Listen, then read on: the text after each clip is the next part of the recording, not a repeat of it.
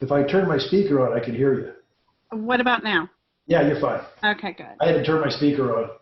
I've been laboring for 24 hours trying to figure this out, and we finally figured out that my Mac, the microphone doesn't work. So Okay.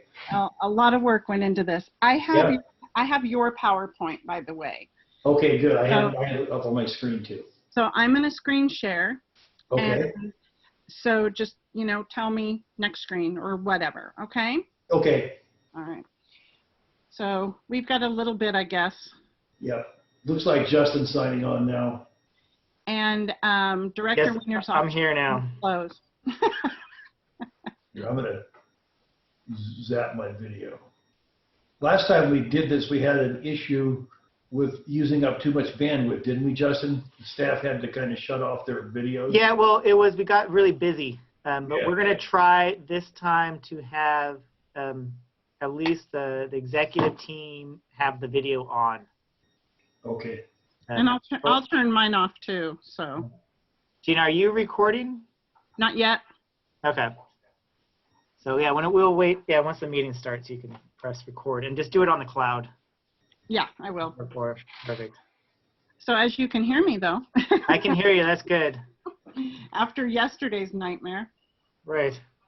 We never thought of the fact that it might just not work. I'm here. Yeah.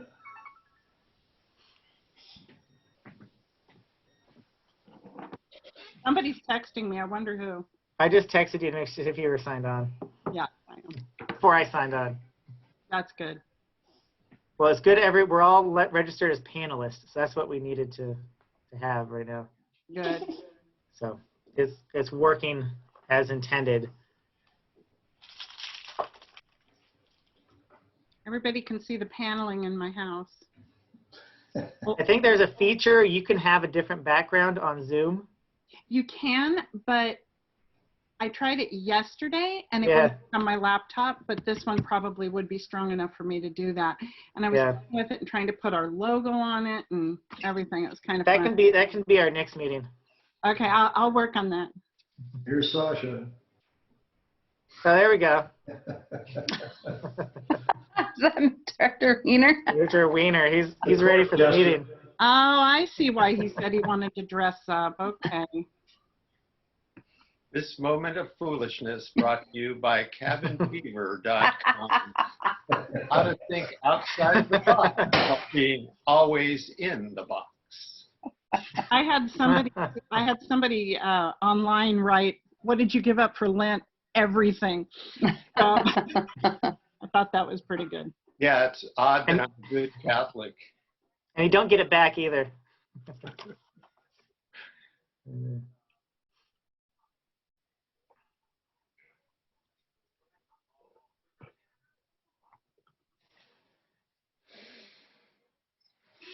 I don't think everybody needs my video. There. How do I get rid of anything that says me? I see a photograph of tulips. That's me. I took that in England. It was really beautiful.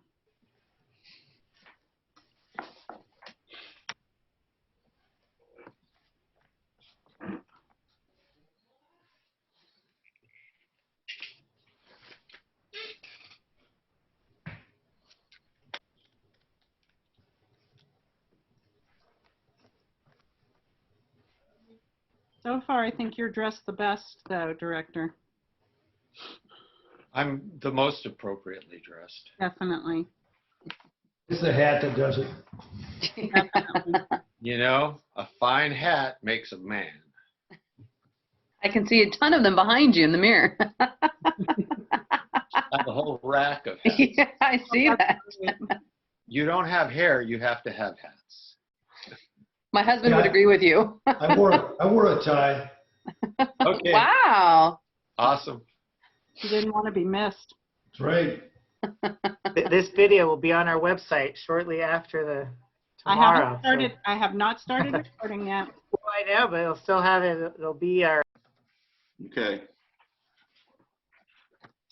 Looks like we're ready to go. Harry, you took off your hat. Yeah, it was momentary foolishness. All right, I'm going to call the meeting to order. It looks like it's about 6:39. Please take the roll. President Alvarado, Here. Vice President Suddeth, Here. Director Stanley, Yes. Director Weiner, Yes. Director Cepeda.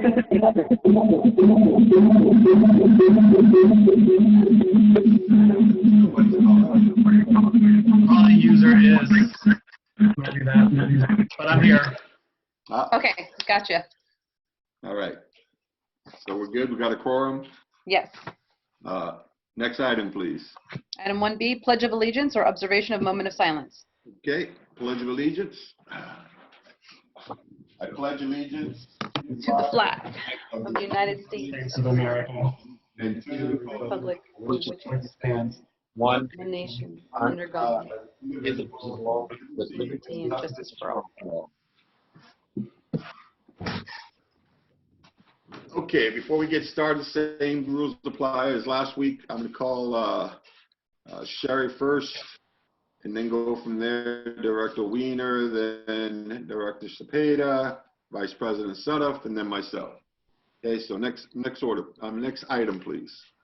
Approval of agenda. Any member of the board may request an agenda item be postponed, removed, or heard out of order. An item may not be added to the agenda unless it meets the requirements of an emergency situation as defined in Government Code Section 54956.5. Okay, what is the will of the body? I propose we accept the agenda as written. Second? Can I get a second, please? Cepeda, second. Second it. Okay, we have the first. I heard somebody else in there, but yeah, I second it. Okay, thank you. We have a motion and a second. Please take the roll. President Alvarado, President Alvarado, Vice President Yes. Suddeth, Yes. Director Stanley, Sherry, we can't hear you. Director Stanley,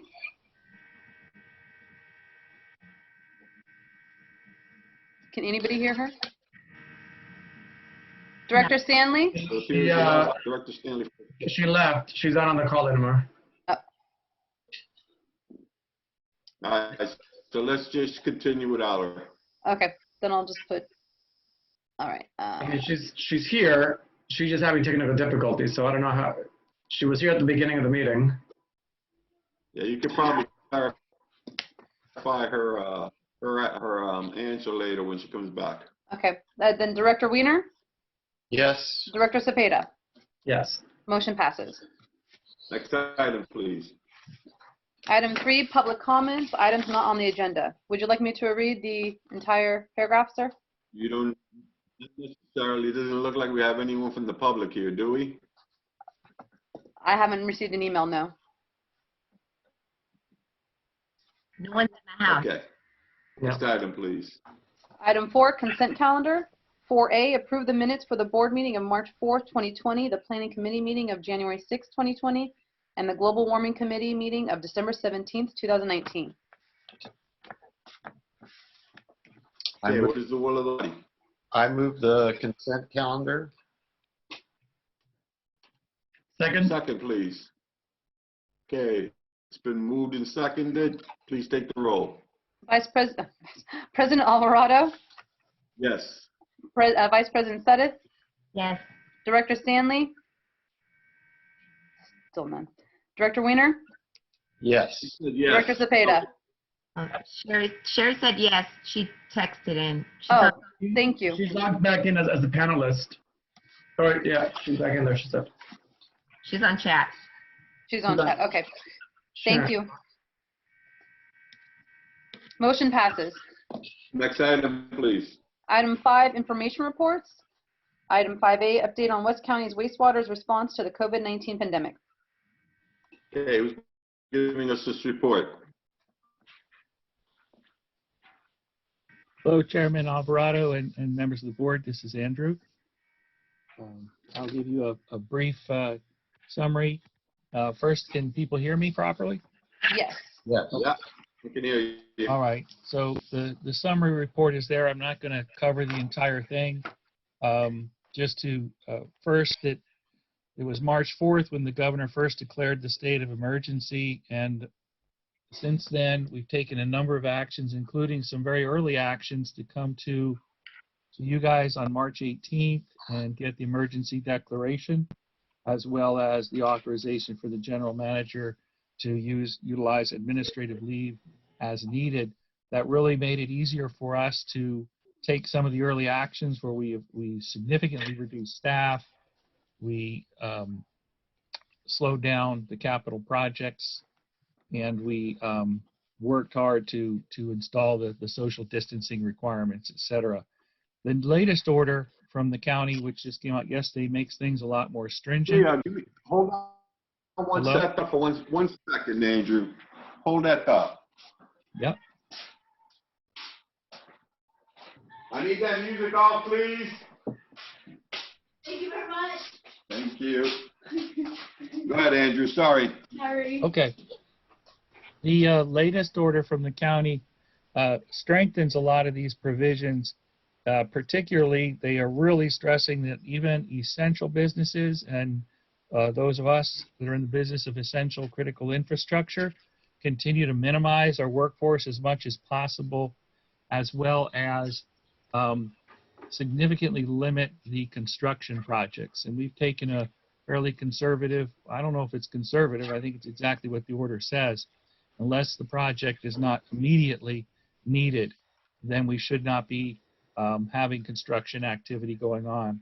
So we're going to have a little bit more detail on all these. Michael will speak a little bit about the construction projects and the analysis we did on the criticality of projects and how they're setting themselves up to work remotely.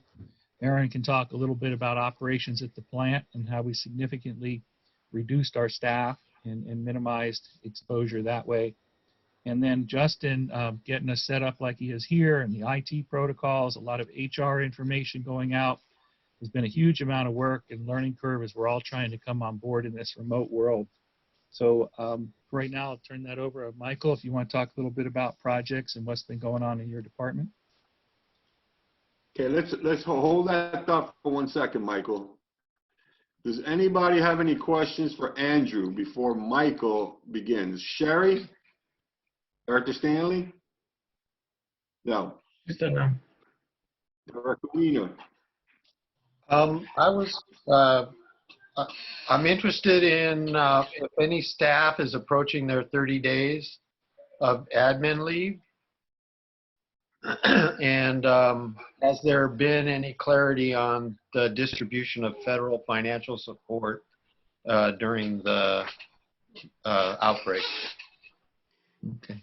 I can answer the first part of the question. Since the board just approved this, we just finished our first payroll period of that admin leave that the board approved March 18th.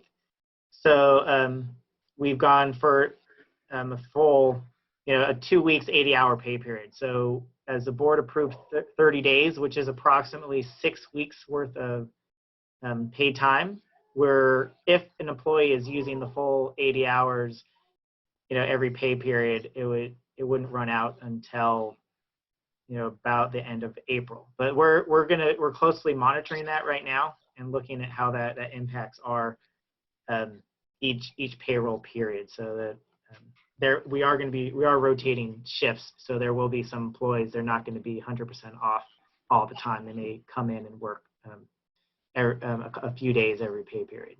So we're still working that out. Okay. That answer your question, Director Wiener?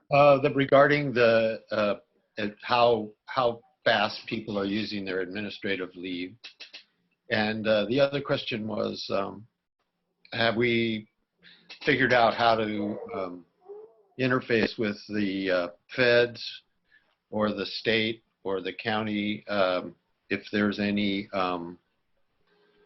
monies coming our way for the duration? I think I can just take a first stab. I mean, for what we've seen so far in the existing legislation, on the federal side, there's not necessarily direct payment that would come to the district. We are starting to monitor our cost in case a future bill comes out and will provide some relief to the district. Right now, a lot of the existing kind of FEMA grants is really directed towards first responders and purchasing supplies and equipment. And on the county level, we have been in contact with the county sheriffs and their emergency operations center. So they've reached out to us, and as needed, we do have a conduit for if we need additional supplies or anything that we can go through the county sheriff's office. Thank you. On that one that Justin just answered, as far as supplies, though, we're pretty far down the list of agencies that will be receiving supplies, so we're pretty much on our own in the short term. I think that's common to all of us. Yes. Yeah. Director Spada. Yeah, similar to Harry, to Director Wiener's question, do we need to, and I know you're monitoring, so maybe that might be the whole answer, but do we need to amend the resolution to give you more than 30 days since the restriction was pushed all the way till May? Do we maybe do that at the next meeting just to make sure, or do you think you'll have enough? And I think you might have answered it before, but unless you have we need to do a little bit. It's we need one more payroll period to kind of see what our new normal will be for the near future. So that is definitely a possibility that we're gonna have to be looking into the next several days. It may be that the way that resolution was passed is it's 30 days of admin leave, but it as a aggregate, assumed that would be available potentially for any of the employees. Many of us are continuing to work on a full-time basis and won't be using any of that admin leave.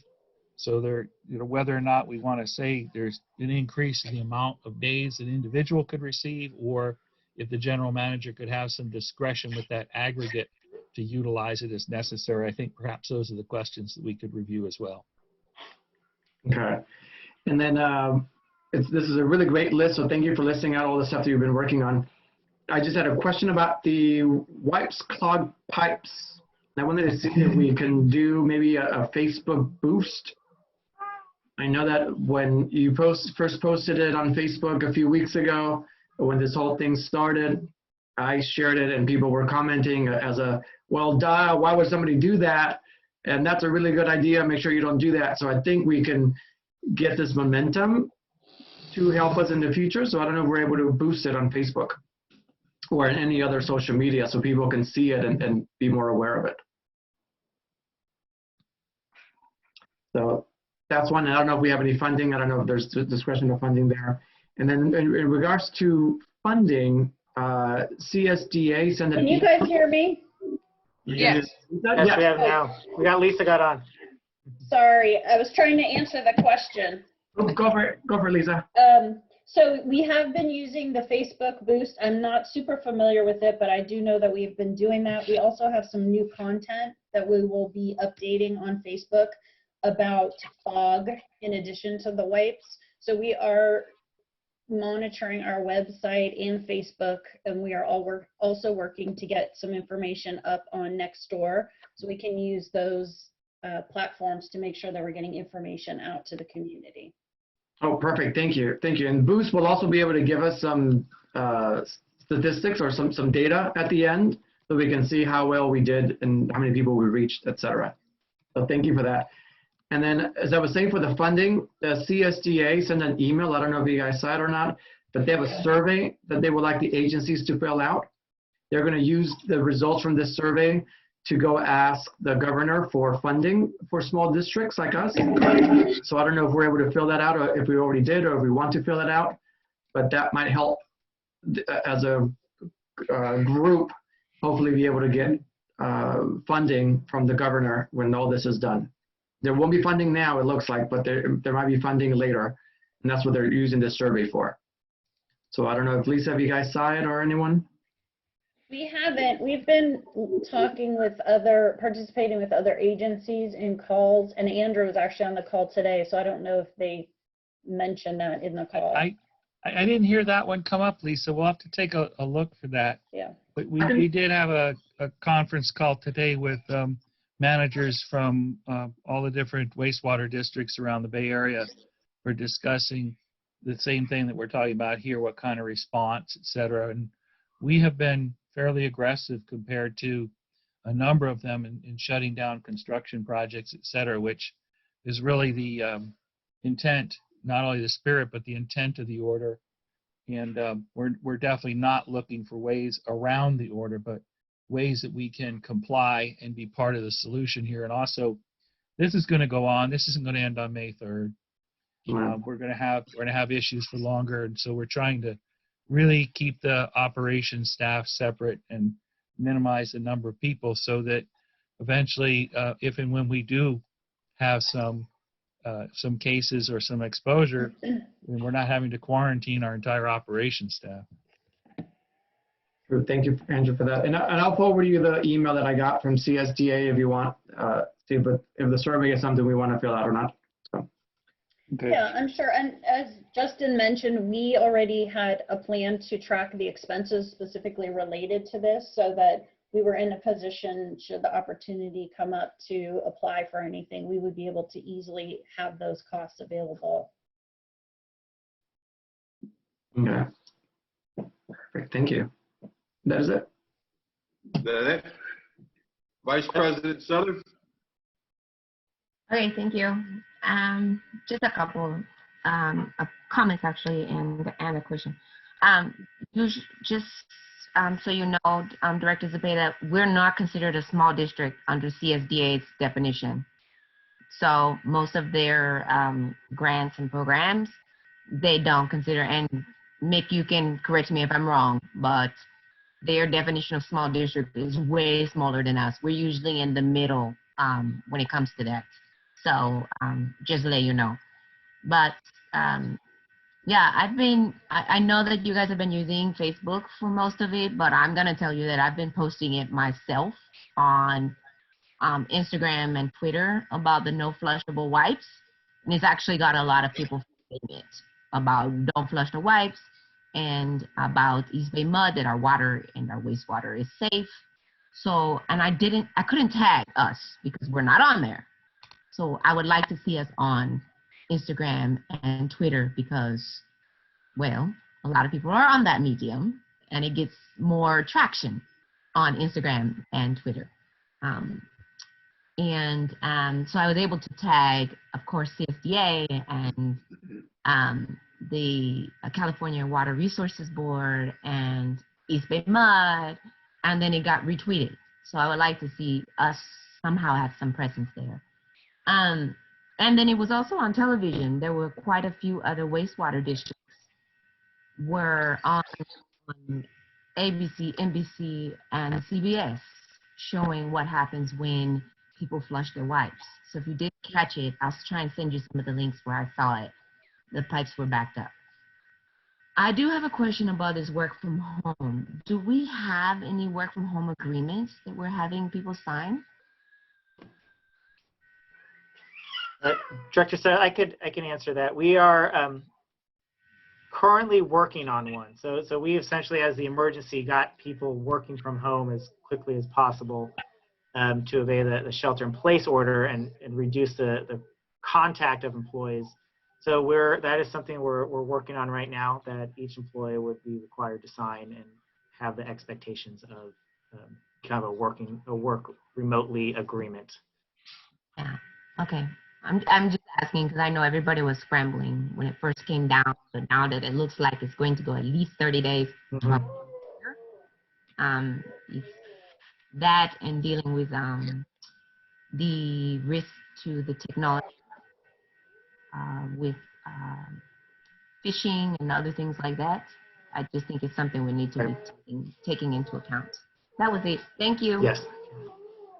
Thank you, Vice President Sadif. I have a question, but I saw that Director Stanley had texted a question. She wanted to know if the employees can use their sick pay. I can answer that for Director Stanley. So the way the current legislation, the Families First Corona Virus Response Act that was recently signed by President Trump, it essentially allows for sick pay in the certain circumstances of employees who are themselves diagnosed with coronavirus COVID-19, as well as to care for a family member who may be sick, and as well that there could be some opportunity to use sick leave. There's expanded use of FMLA for employees for child care because all the schools are closed down as well. And so that is also a possibility for employees to use that sick leave. All right, thank you. My question is, how many, do we have an exact number of how many employees right now are at home and not working? I'd have to go back and look at the exact number. Right, all I could do right now is give you an estimation. We're kind of on and off rotating, so it could be at any one point in time, could be about 10 to 15 who are at home not working. But that's my estimate right now, looking at a report earlier today to get an idea of the usage of the admin leave, and it varies day to day because some are just coming in for one day. And okay, well, do me a favor. When you have a better idea, please email me that information. Yeah, will do. Hey, this is Aaron, excuse me. Justin, sure. Director Alvarado, may I? Please. Just generally speaking, during an average weekday, we have about 8 folks at the plant, 8 staff at the treatment plant, where we typically have 25. Okay. And I think the treatment plant is the only facility that's staffed right now. So I think that's the answer. On a given weekday, there may be one more or one less than that. Okay. And on off shifts after 6 o'clock at night and on weekends, we have a staff of 2 operators at the facility. Okay, great.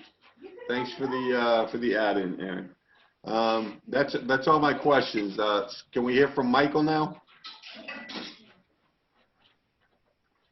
Hello, this is Michael Savannah, the Infrastructure and Planning Department Manager. I hope everyone is doing well.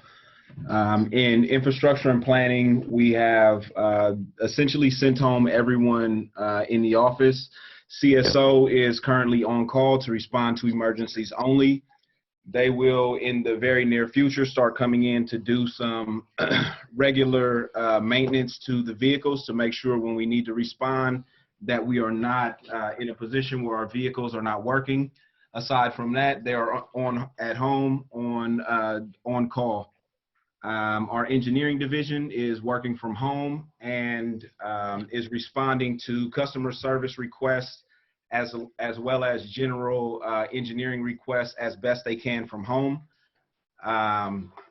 We are responding to emergency inspections as they come up.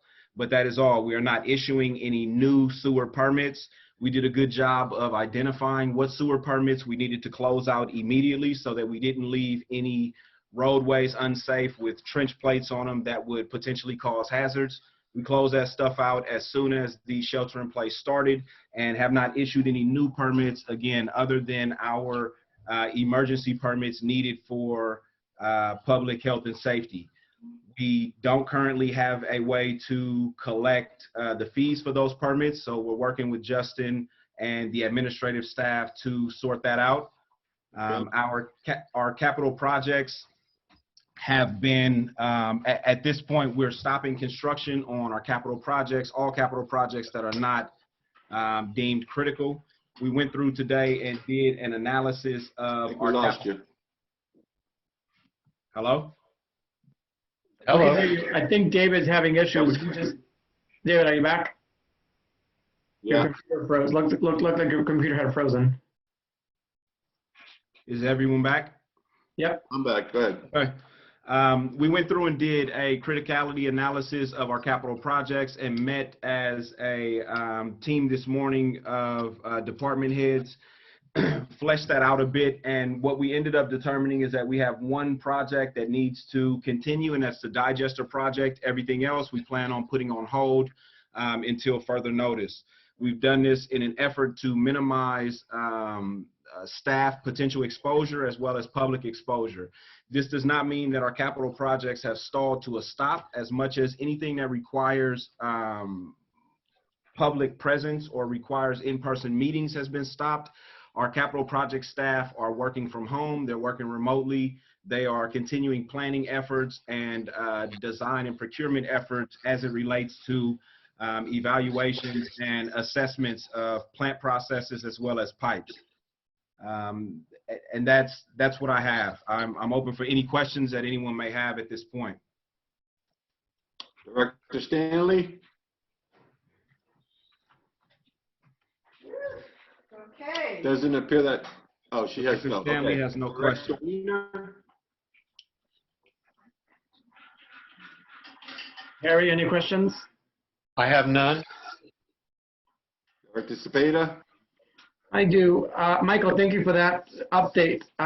Do you know if we're taking more sewage right now that everybody's on a long weekend for the whole month?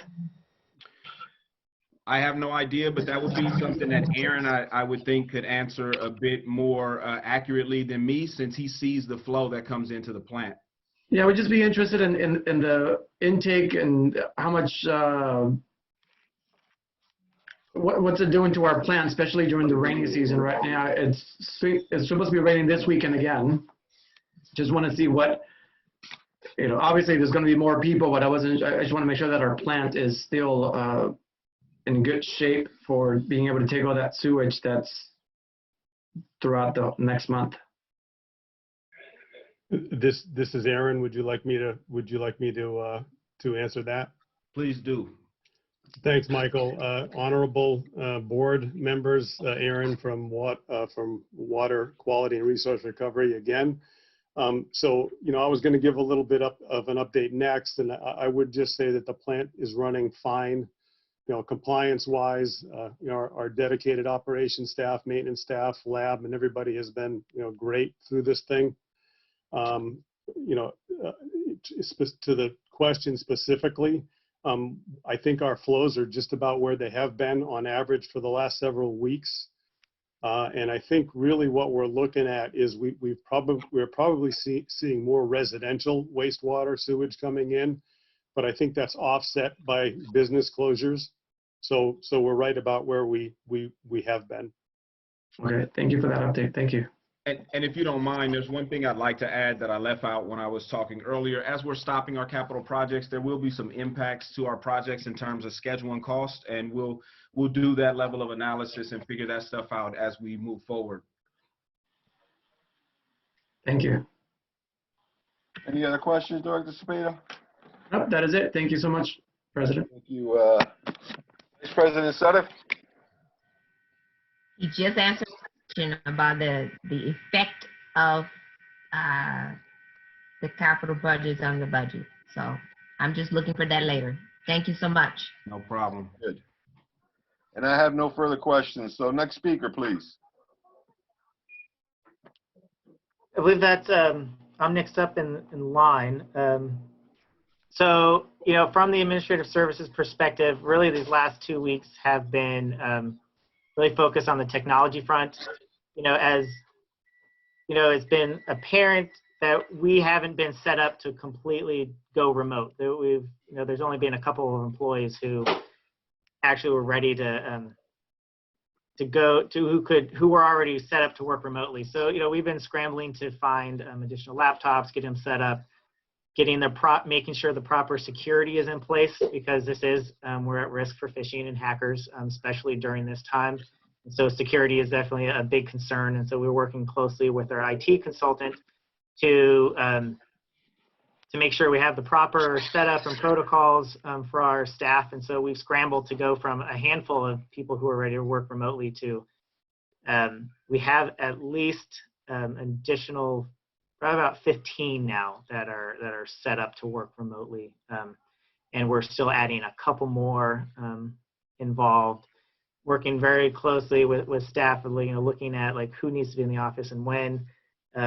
Also on the HR front, as the new legislation is happening, looking at responding to looking at different protocols and, making sure that we have our, the social distancing in place, so we have proper cleaning, as well as that we're complying with the new laws, as this is a quickly moving challenge for us. Everybody's they don't have that direct experience to dealing with the pandemic, and so we're just following a lot of the other attorneys and experts to help us get through this, and using a lot of our other special districts and other firms that are providing information for us about working remotely or any of those other types of issues. So it's been fairly busy on my front, just making sure that we can work remotely, that we have the proper equipment. And so this is really just going to be changing our direction going forward to make sure that we have the right setup to be more remote work friendly in the future, and make sure we have the right equipment and technology for everybody. So yeah, happy to answer any questions along that front. Director Stanley? She said Director no. Weiner? No, have none. Director Spada? None at this time, thank you. Vice President Sutter? Just a couple. I think that most companies were caught off guard, so you weren't alone. Yeah. I don't think anybody was prepared to move their entire staff to work remotely. But I do have a question about our contracts. And I don't know if it's you or someone else who can answer this question for me, but so Mick might have to help you with this one. But do our contracts have, and you may not be able to answer right now, so just bear with me. Do our contracts, do they sufficiently cover either and force majeure and change clauses? Do they include one or both of those in them? Either.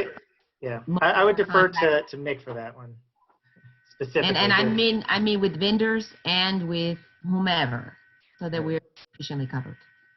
Your general construction specifications do specifically address force majeure. So on your larger projects, there are force majeure provisions in your standard construction specifications. The issue, though, is when a force majeure occurs, is the contractor entitled to additional time or additional compensation? Under your standard specs, yes, they are. However, the district standard specs also allow the district to suspend work at any time for any reason. And there's a provision in your standard specs that say if that occurs, they are not entitled to a time extension or additional compensation. Oh, yeah, that's what I wanted to know. So we've duly notified them of that. And does our force majeure include that language for epidemics and pandemics? It does. I looked at it just today, and it does. Nice. Yeah. And Andrew and I were just discussing this earlier today. There's a letter that's about to go out to all contractors, advising them that we're subject to this new county order, and that all contracts will be suspended. All construction work will be suspended. Okay. So for the non-construction, for like the professional service work and those, do those have like outside of the force majeure, do we have change clauses in those where we can issue the unilateral change orders or just change clauses? You have the same right. It doesn't have the same force majeure language, but you have the same right to either terminate or suspend services at any time for any reason. Okay. So for those of you who don't know what I'm talking about, we can discuss this some other time, and Mick can explain it to us in a future meeting. But basically, we're covering ourselves with the language in the contract, and I just wanted to make sure that that was there. Okay, thank you. Thank you for that clarification. And Alvarado, I'm perfectly happy now. Thank you. I have no questions for Justin. So, do we have any other speakers on this issue?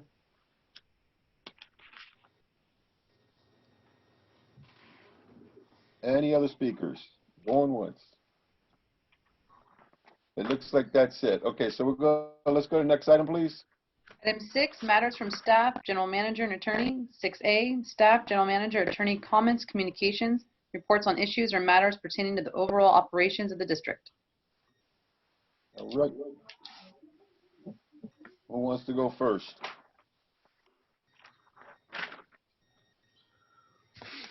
Well, I can give you a quick update on one thing. On a couple of times, Director Zepeda has asked about AB5, and I've reported that I had a case going to trial on whether a retained finance director for a public agency was an independent contractor or employee. We took that to trial in November and December of last year.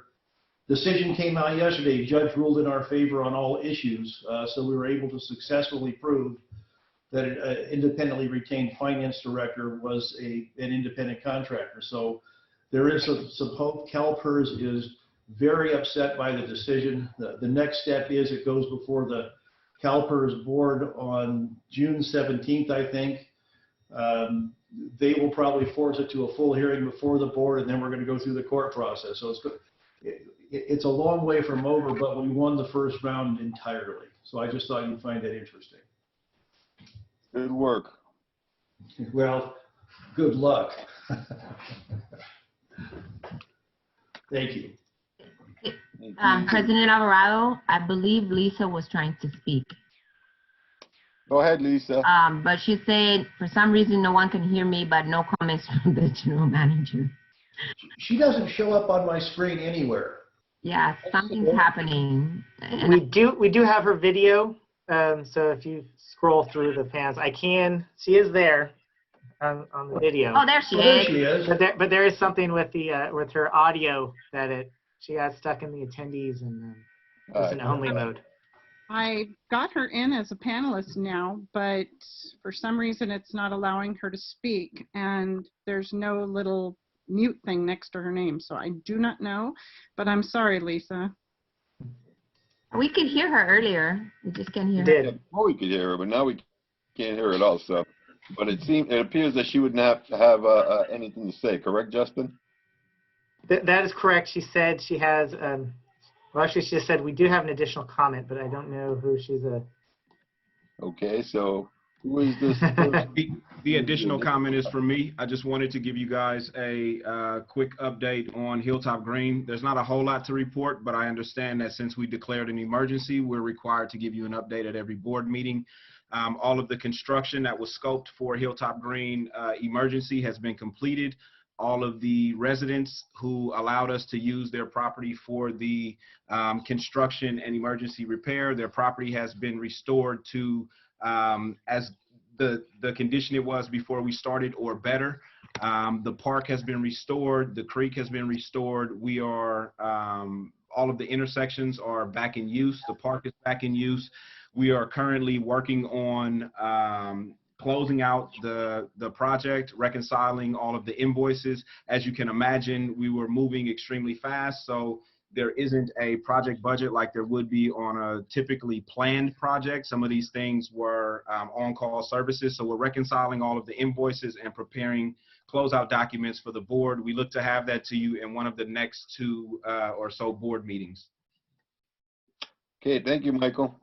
I believe, excuse me, I believe that Aaron has a comment as well. Yeah, that's what I was just about to say. Sorry. Thank you very much. This is Aaron one more time.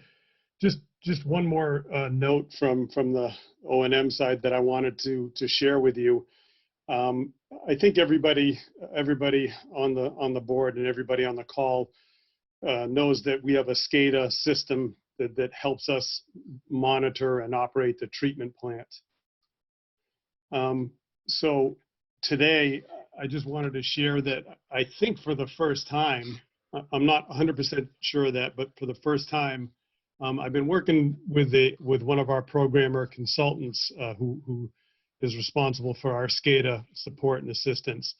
And we got a laptop computer programmed to the point where I can actually look into the SCADA system from here at home. And I'm gonna give that computer to our ops supervisor, Joe Maharukin, tomorrow morning, who lives in Davis, so he can assist our operations staff, with support and looking in and helping with what might be going on as needed. So I just wanted to share that. I think it's a first. So. Thank you, Aaron. Anyone have any further comments?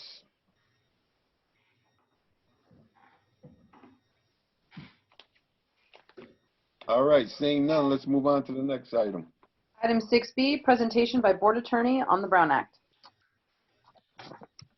Well, Mr. President, this follows up on your request from a month or so ago that I give an update on certain things at the second meeting of every month. We skipped it at the second meeting in March, so we're going to pick it up today. This starts on page 18 of your agenda packet. I think that Gina's going to put it up on the screen here. There you go. That's actually slide 4. So if we could go up, there we go. Last time we reviewed the policies that underlie the Brown Act, you may recall. I'm not going to go through them again, but you may recall that I said law is nothing more than an expression of policy. And the essential policy that underlies the Brown Act is that public agencies have to conduct their business in the open. That's why it's called the open meeting law. And if you go to the 4th slide, can you do that, Gina? All right. 4th slide is on page 21. There you go. This is where the legislative policy is expressed. All meetings of the legislative body have to be open and public. So tonight I just wanted to focus for a couple of minutes on what is a legislative body. If I'm starting here because if there's no legislative body, it doesn't matter whether you have a meeting or not. There can be no meeting subject to the Brown Act if there's no legislative body. So if you could go to the next slide, please. Can you do that, Gina? All right. What is a legislative body? The first one is what I call a no-brainer. The governing body, the board of directors, is a legislative body. And that's fairly obvious. You went ahead on me, Gina. What's not so obvious is that the legislative body includes newly elected directors. Why is that? The only reason for that is because that's a statutory requirement. Newly elected directors are not technically directors until they take the oath of office after the election, but the law includes them. And the policy underlying that is law that the legislature didn't want, for example, 3 new directors to come in on a 5-director board, meet before they get sworn in and change the policy of the board before the public had a chance to weigh in. So both the board of directors and newly elected directors are considered the legislative body. What about subsidiary bodies? What are those? And if you could go to the next, oh, you're right, don't go anywhere. You're right where I need you. Standing committees, those are considered legislative bodies, irrespective of their composition. What does that mean? Standing committees can include both elected officials and staff. So you could, for example, have a committee including 2 directors and the general manager, 2 directors and the deputy general manager. Both of those would constitute subsidiary bodies subject to the Brown Act. They must have, if a committee has continuing subject matter jurisdiction, that is, they focus on a continuing subject over a period of time, or a fixed meeting schedule, they are considered to be legislative bodies. And the number of directors is irrelevant. For example, the board could create an advisory committee of 2, of 3, or 4 directors, or 1 director, if they establish it by formal action with 1 director and a staff member. That is a legislative body subject to the Brown Act, as is an advisory committee that includes a majority of directors. And again, it's odd to think that you could have an advisory committee of a majority of the board, because that is a quorum that could take action, but the board can, if it chooses, limit the jurisdiction, limit the subject matter jurisdiction of a committee of a majority of the board. So could we go to the next slide, please? So what is not a legislative body? Temporary advisory committees composed of solely less than a quorum of directors, and the word solely is important here. because committees can technically include staff, but if an advisory committee includes staff, then it cannot be a temporary advisory committee. It must be a standing committee. Isn't that interesting? That word solely comes directly out of the statute, and it's there for a purpose. So staff cannot be a member of an advisory committee, but it can participate. It can attend meetings. Staff can attend meetings, can participate, can do everything, just can't be a member. A temporary advisory committee must serve for a limited or single purpose. You can't assign an advisory committee to do a lot of things. It's got to be focused on a single purpose and dissolve once a task is completed. What do we call those? We call those ad hoc committees, but guess what? The word ad hoc, the phrase ad hoc, does not appear anywhere in the Brown Act. That is a colloquial term. It's a term of art. It's not a term of law. So ad hoc committees, what we commonly understand to be ad hoc committees, are not legislative bodies. This means that ad hoc committees can meet without complying with the Brown Act. Next slide, please. Also not a legislative body, this comes right out of the statute too, groups appointed by a single director or staff. What could that consist of? Well, for example, let's suppose that Director Weiner wanted to establish a citizens committee to advise him on the effect of global warming on sea level rise. He can do that, and he can do it with as many people as he wants, so long as it's not established by formal board action and does not become a standing committee. That's not a legislative body subject to the Brown Act. And I use Director Weiner as the example, but any director can do that. Also not a legislative body are decision makers who are not elected or appointed officials. Your general manager, your staff. Your general manager can, for example, create committees to study anything. Those are not legislative bodies, meaning that they are not subject to the open meeting requirements. Next slide, please. This is working pretty well from my end. So why does all this matter? And it matters primarily because the Brown Act applies only to meetings of legislative bodies. If you have no legislative body, you don't have to worry about the Brown Act. The broad definition of legislative body, I say, helps implement the underlying principles of the Brown Act. This is where it gets really kind of interesting and technical, because the term legislative is significant. What does it mean? It means the power to make laws, the powers to set policy. And this is where, in part, where your separation between directors and your general manager and staff is important. Remember I said earlier that law is an expression of policy. When the board of directors legislates, when it creates ordinances and resolutions, it's establishing policy. Your general manager and her staff carry that policy out. So being a legislative body, you're the ones who set policy. The separation between the board and staff is staff carries it out. And I know you've heard this in different contexts. This is kind of the genesis of it. This is where it comes from. And I mentioned during the first meeting that there's something with there's something about the definition of "the" in this part of the Brown Act that really doesn't make sense. So if you could go back to the fourth slide, I'll explain what that means. One more. There you go. Meetings must be open and public, and the phrase says all meetings of the legislative body of a local agency shall be open and public. Well, in this context, the word "the" is what? It's singular. And it says the legislative body. That is also singular. But if you read it as a textualist, it doesn't make sense in the context of the Brown Act. Why not?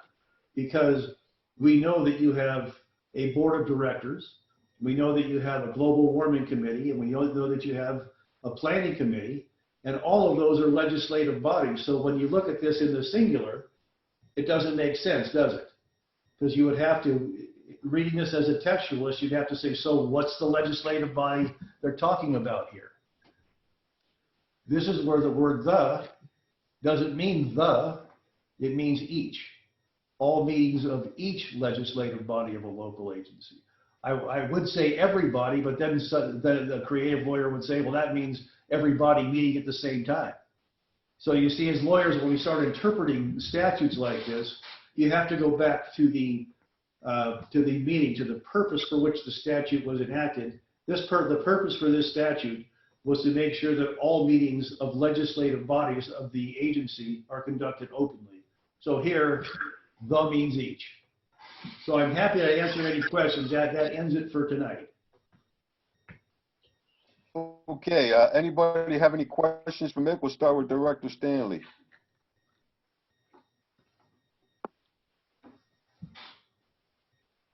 On the chat.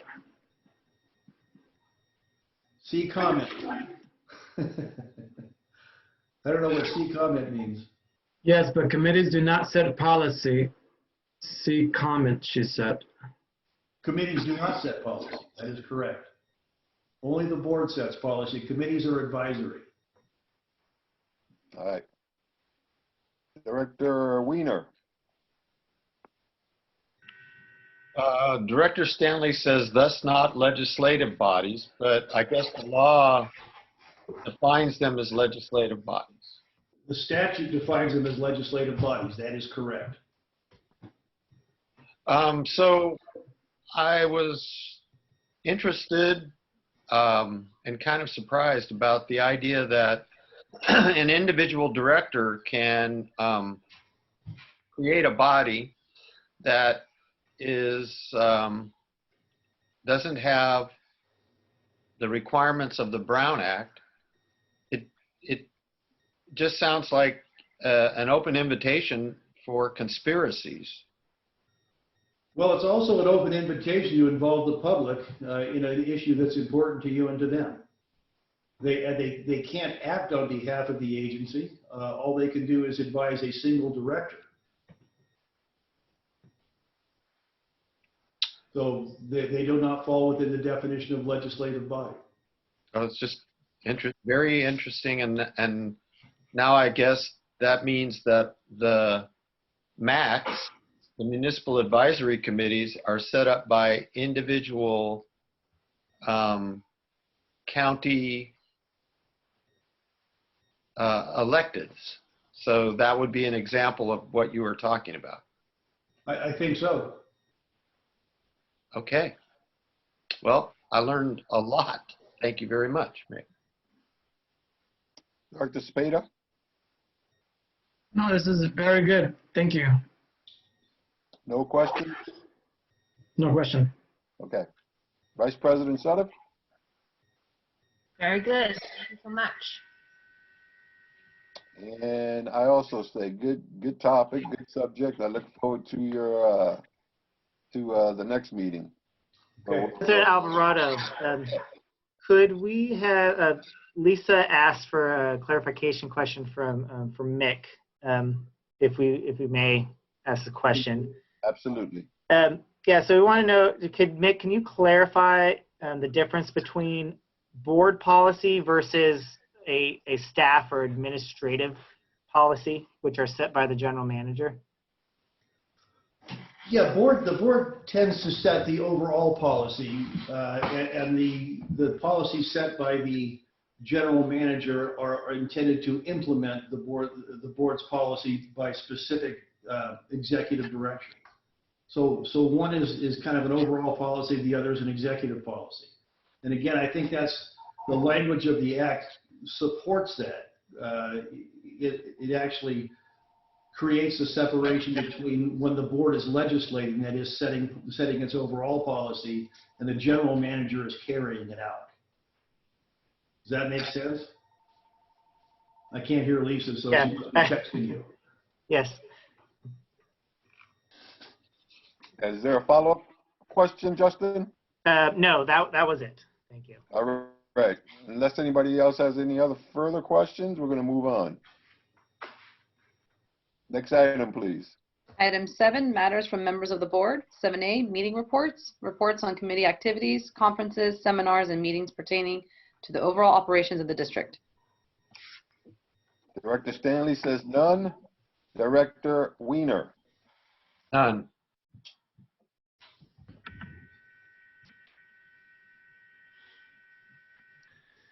you say none? I did indeed. Okay, Director Cepeda.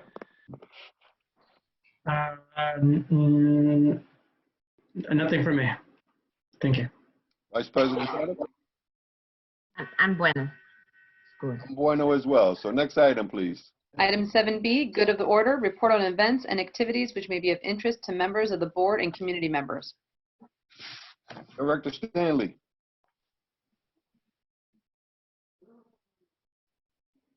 No. Okay. Director Weiner. Nope, stay safe.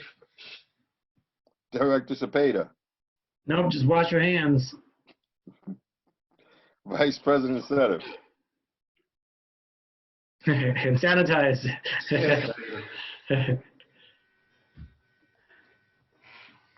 Yeah, that part.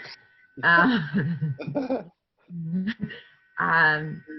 only thing I will say is that I am working on a committee to make sure that people who are the most impacted by what's going on are the ones who are receiving the most care and help in our communities, both here and in the Central Valley.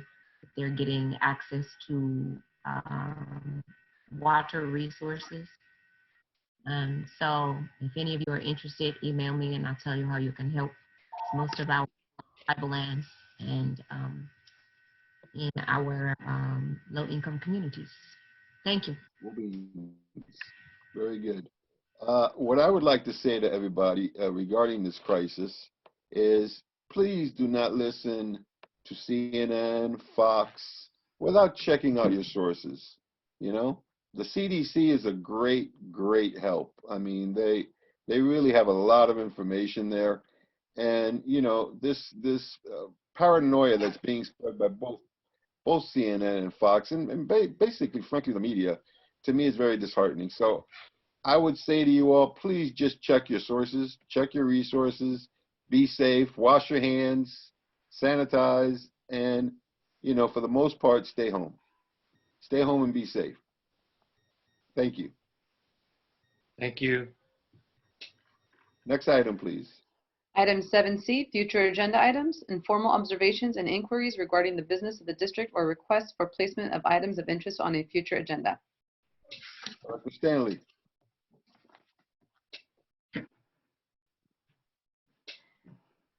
Anybody see her? Any response? Okay. It's no. Okay. She says our committee's meeting. Spellings. She said, are the committees meeting this month? Yeah. Yeah, I'm gonna get back to Lisa on that one so she can reach out to the exacting. So it looks like there's yes, the committees do want to meet. So we can set that up for you. Good. Thank you. Director Weiner. I have nothing. Director Cepeda. I just have questions in regards to the meetings that were pushed in March.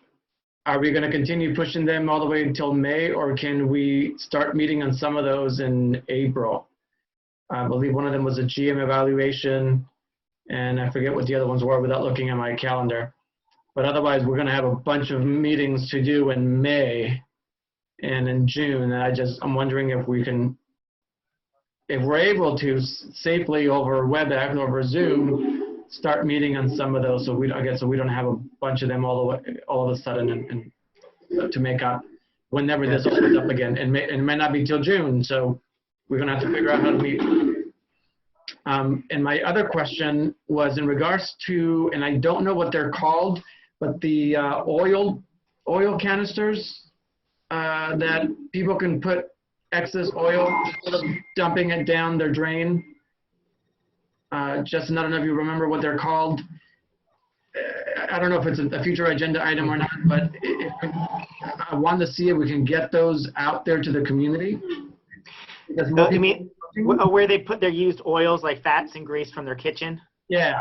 Yeah, I can ask this, the grease containers.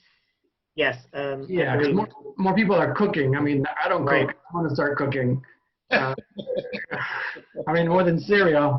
So if I make some oily stuff, we're gonna need to figure out where that goes, and maybe it's putting a box outside of our district, and people can come out and saying, "Hey, come and get one. You know, don't take the whole box. Just come and help yourself for one or two, if sure you need them." Yeah. Or something. Yeah, we will get Aaron, has with Joe Neugenbauer to see what our supply is. And then just on your previous question that Lisa said, we're looking at moving meetings and helping to move some of them to Zoom, such as our strategic plan update to get that on Zoom. So we'll be working on that as well in the near future so they don't get pushed back for months. Perfect. And I see a question here from sorry, I don't know which computer I'm looking at, which screen I'm at. I see a question here from Director Cheryl. She says, Lisa, are we going to push budget back past the end of the fiscal year at end of June? I can just speak briefly. Our plan is to continue to have a mid-year, kind of mid of a 2-year budget update in June. So we are working towards that. So that is, we are on time. We don't anticipate that it would be pushed back later than our deadline of June 30th. Thank you. Yeah, and that was that. Yeah. Vice President or from Director Stanley? That was from Director Stanley. Okay. All right. Vice President Sutter. All I know is that if you are frying cereal, we have a bigger problem. I'm also, thank you, Vice President Sutter. I'm good. I'm good. I just want to, if we're, I think that's, more importantly, I would like to, what we were talking about earlier, I do want to make sure that everybody is understanding the language that we are speaking, so that it's not just Mick and I having this one-way conversation on contracts and legal terms, just like we had this conversation about Brown Act. I think it would be good, Mick, if we could have one of these legal terms discussions, whether it's on contracts or compliance or something like that in the midst of what we're going through. So we know these type of financial dilemmas we're going into, especially going into this, what's going to look like a bit of an austere environment next year and a half that we're headed into. So I think it's something that would be good if we can put that on an agenda, that you can speak to that, so that everybody knows what we're talking about and what should be going into these contracts or what is already in the contracts. Yeah, I would like to add that. President. Thank you, Vice President Sutter.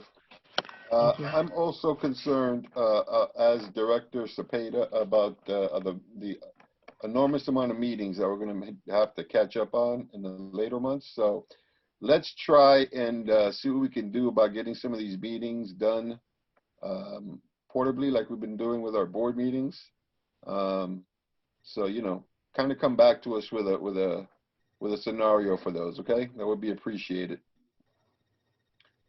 And I think that's it. Next item, please. Item 8, adjournment. All right, so we are adjourned. Thank you, everyone. Perfect. Thank you, everyone. Stay safe. Wash your hands. Talk to you. Exactly. All right, be foolish. You have a few more hours left.